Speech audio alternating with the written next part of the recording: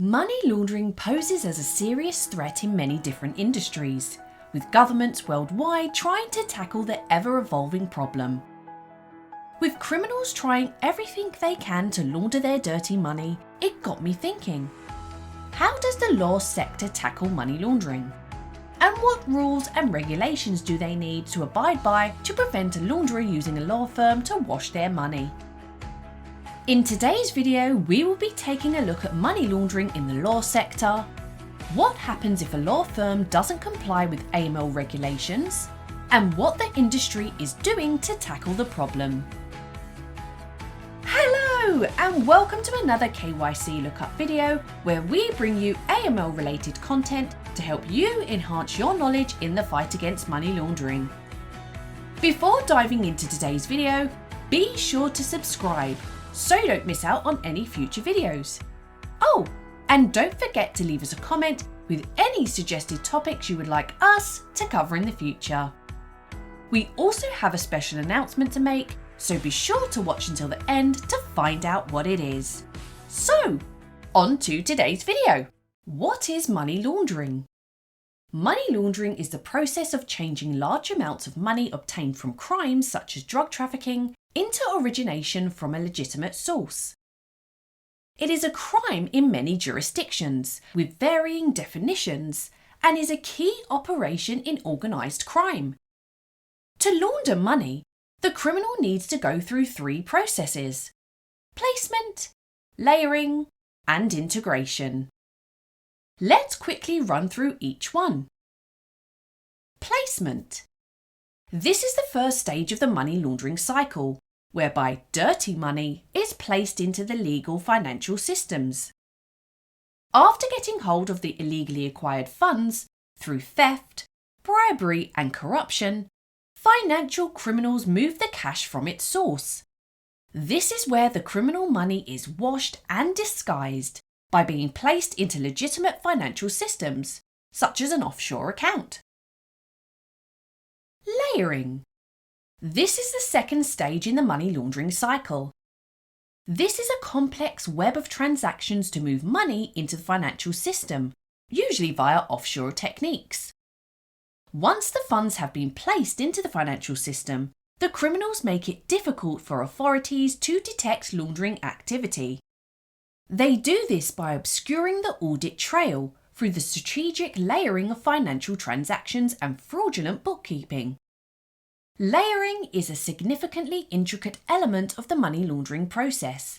Its purpose is to create multiple financial transactions to conceal the original source and ownership of the illegal funds. Integration. This is the third and final stage of the money laundering cycle. The dirty money is now absorbed into the economy, for example, via real estate. Once the dirty money has been placed and layered, the funds will be integrated back into the legitimate financial system as legal tender. Integration is done very carefully from legitimate sources to create a plausible explanation for where the money has come from. Money laundering in the law sector. As mentioned at the start of the video, money laundering infiltrates many different industries, and unfortunately the law sector is no exception.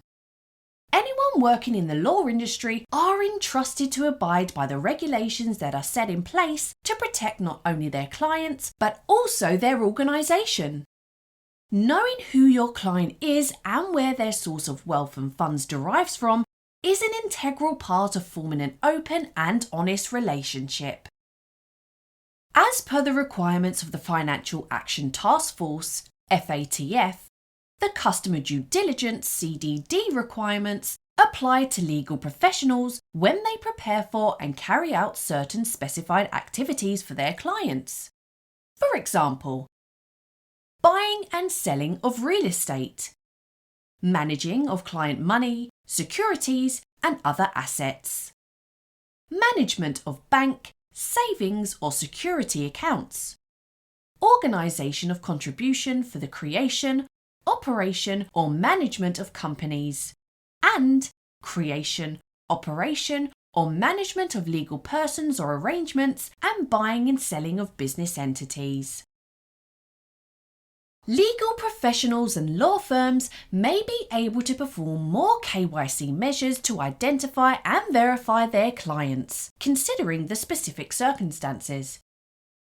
Even though specific AML CFT obligations may not apply to a legal professional or a law firm, it is consistent with the overall ethics and best practices of the profession for all legal professionals to ensure that their services are not being misused, especially by criminals. Accordingly, legal professionals and law firms should carefully consider what they need to do to guard against that risk, irrespective of the application of specific AML CFT obligations, in order to not unwittingly be involved in money laundering or even terrorist financing. What happens if a law firm doesn't comply with AML regulations? There have been some cases where a law professional has been complicit in the act of money laundering and have suffered the consequences of their actions. Take, for example, Mishcon de Reya, one of the UK's most prestigious law firms, agreed to pay £232,500, that's $314,500, over serious breaches relating to money laundering rules. The London-based firm additionally had to pay a further £50,000, that's just over $62,000, towards the cost of the 2-year investigation carried out by the Solicitors Regulation Authority, SRA.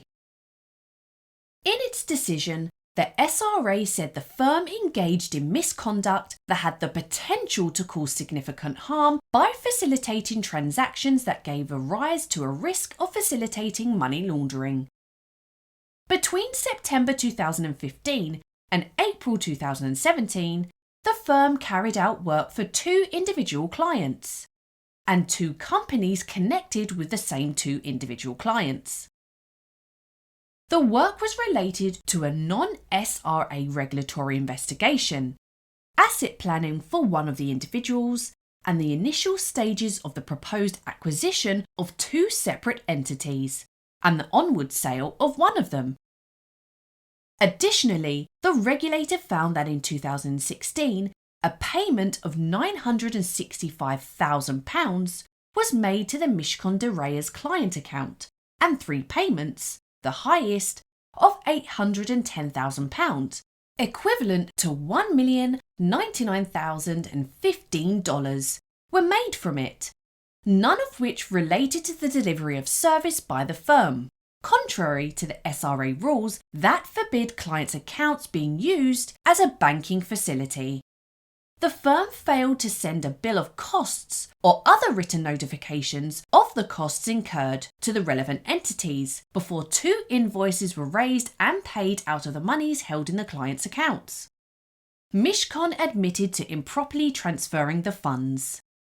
An external investigation commissioned by Mishcon found that the unnamed former partner responsible for this transaction had not received mandatory AML training as required by anti-money laundering regulations. Further failures were admitted by the firm in relation to 3 property transactions between September 2017 and October 2018. For each transaction, the firm's client was a separate special purpose vehicle with the same ultimate beneficial owner.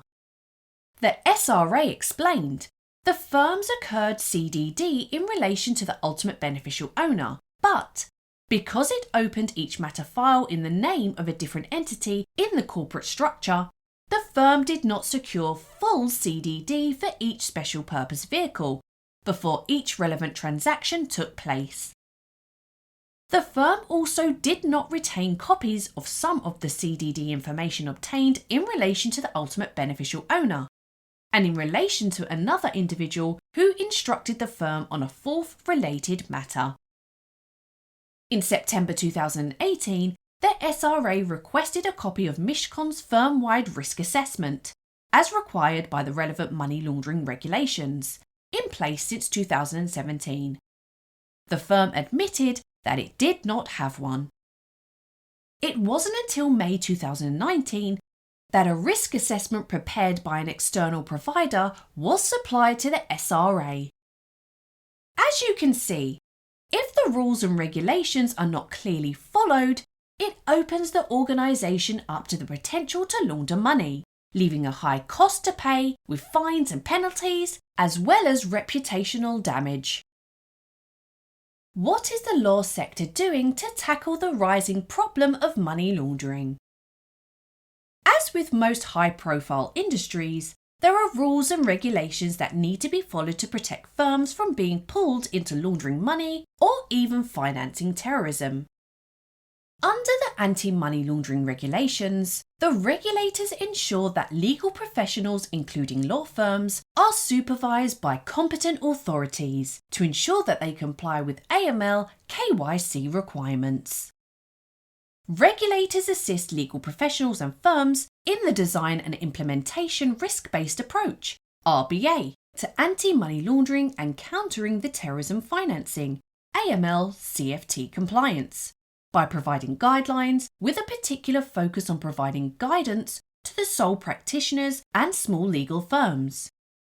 Sole proprietors and small legal firms are easily trapped by the money launderers because of weak KYC controls applied before and after onboarding clients.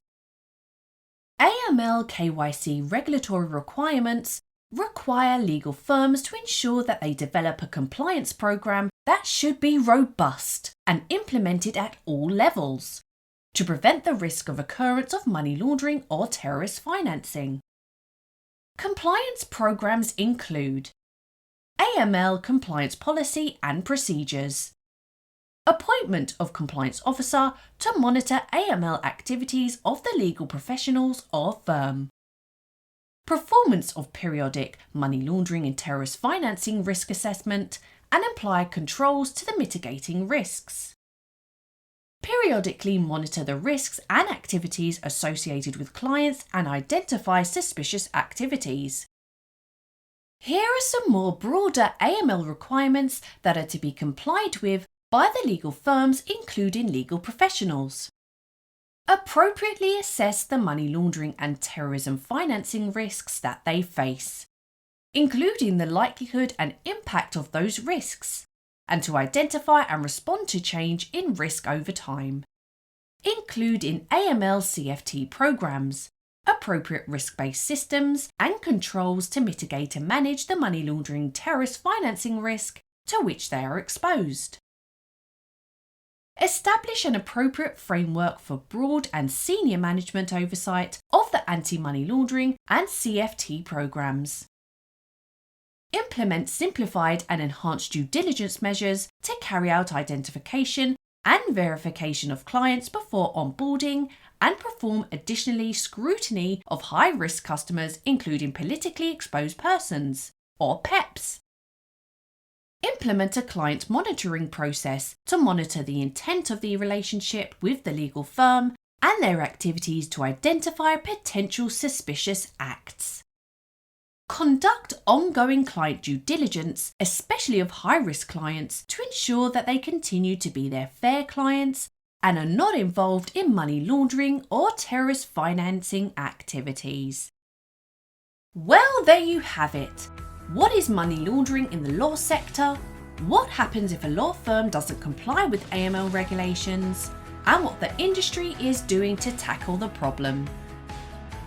Please tell us in the comments section if you think law firms are tackling money laundering and what other steps they can take to make sure they don't become part of the problem. Now for the special announcement mentioned at the start of the video.